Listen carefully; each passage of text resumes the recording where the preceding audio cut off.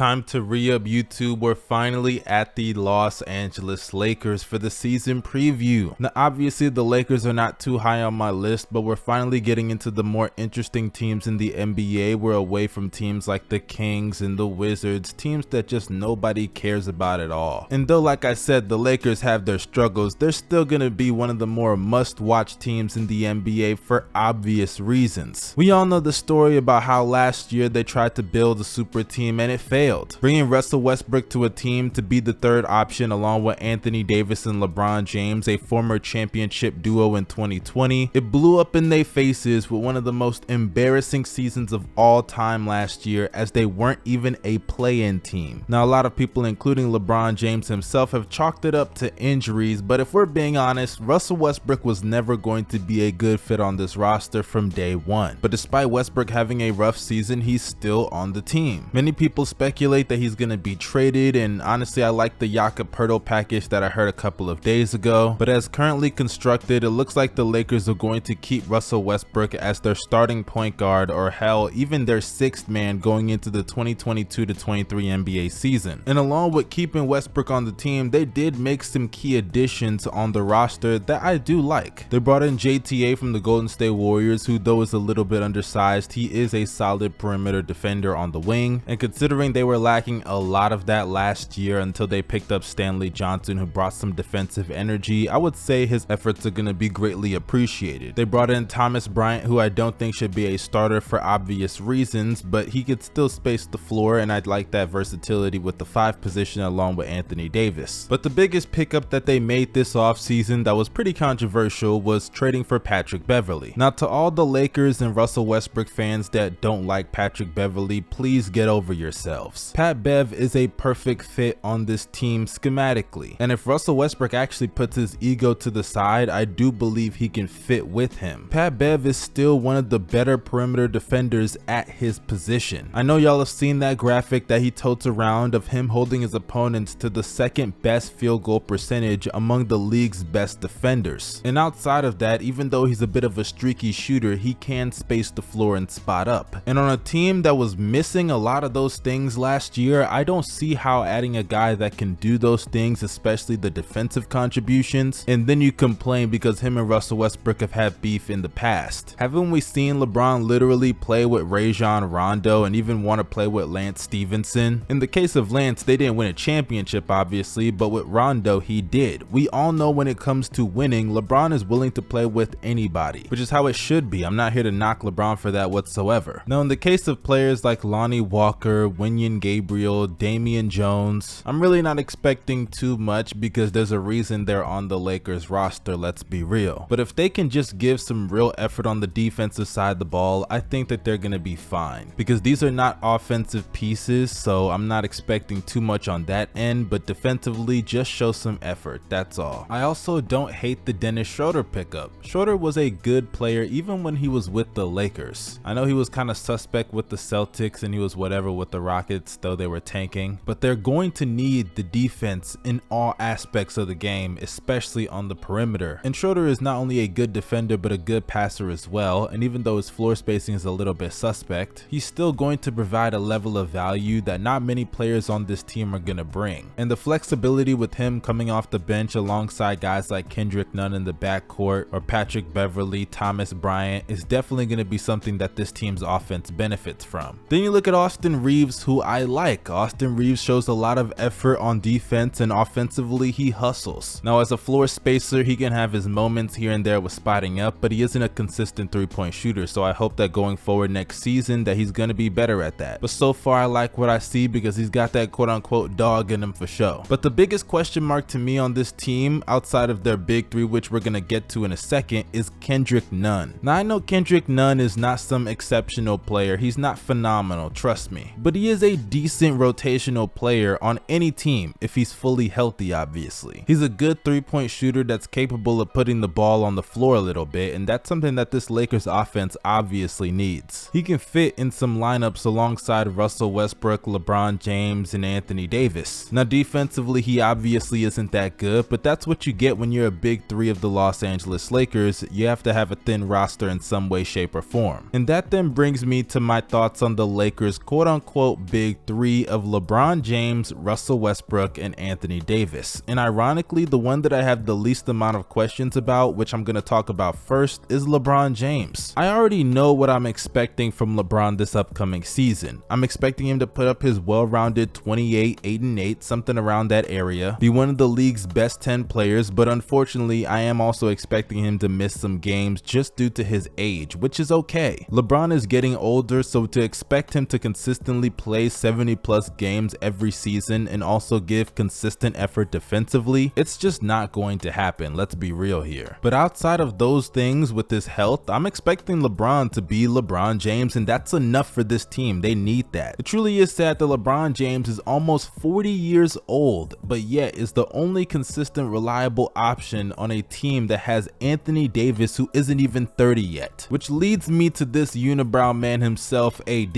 Now, I think Anthony Davis actually gets a lot more flack than he should get, and most of it stems from the fact that people give him way more expectations than he should have on his plate. After that bubble run, which was great, I'm not going to take it away from him, people expected him to literally be the second best player in the NBA alongside LeBron James, as if we didn't have guys like Giannis, Kevin Durant, or Nikola Jokic, and plenty of others. And don't get me wrong, AD still played at a historic level not only in the regular season in 2020, but also in the playoffs. But to give him those expectations after 1 year playing alongside LeBron James, who people deemed the best player in the world, that just never made sense to me. And since then, not only has his play declined, but his health declined as well. Now, some people have even gone as far as to question his work ethic, and I'm not gonna go that far because I don't know what Anthony Davis does in his personal life. But I will say things like his mid-range jumper, it has gotten progressively worse ever since his time in New Orleans. And with him now approaching 30 years of age, this stuff is not going to get any better. Though I still would love to have a guy like Anthony Davis on my roster, capable of switching on all 5 positions, and a very good lob threat, a decent rebounder and passer, a good post player, it's still very clear that his prime is coming to an end more than likely sooner rather than later. But despite me saying that, I still do believe he's gonna play relatively well next year. Hell, he averaged 23 and 10 on over 53% shooting from the field. Throw in the fact that defensively he's still one of the 10 to 15 best players, not only bigs but players in the league in general, and I still believe he can be very impactful towards this team. But those days of Anthony Davis taking over the reins from LeBron James with the Lakers as the go-to guy, yeah, that shit is over. And as a side note, please stop picking Anthony Davis as your MVP pick every single year just so you can have a hot take of, oh, I think Anthony Davis is gonna ball out this year, he has all the tools, he's skilled. Please cut that shit.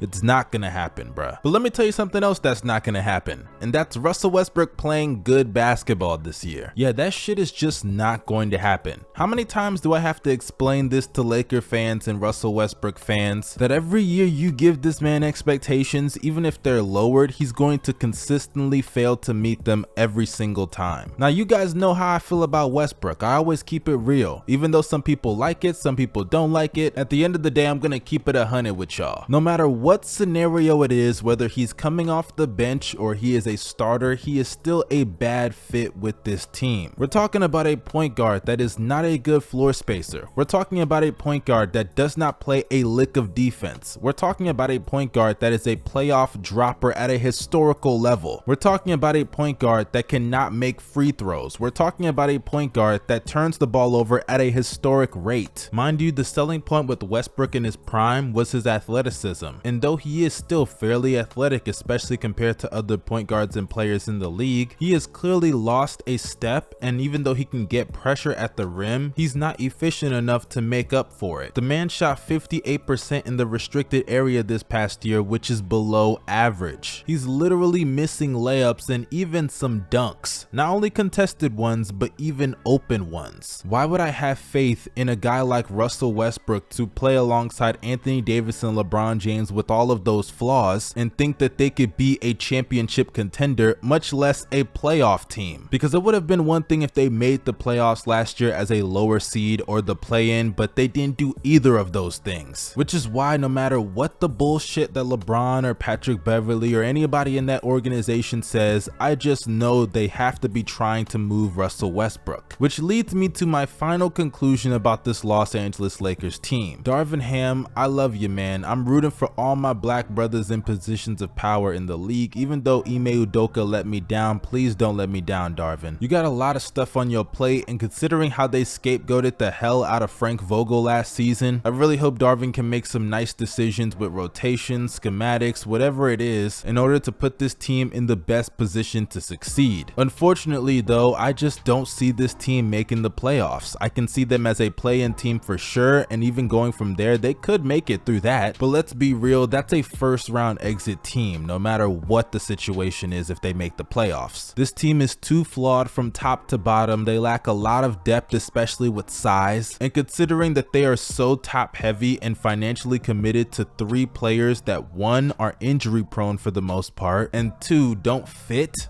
that is just the worst position in the league to be in. And it truly is sad to see this team once again is probably going to waste another great year of LeBron James' career that he could be using winning championships or at least competing for one. But hey, that's just my opinion. I'm sure some Laker fans and some Westbrook fans are going to be mad at what I think, so let me know down below in the comment section. Be sure to like, share, and subscribe. This is your boy Young Mustard signing out. Y'all stay safe and have a blessed day. Peace.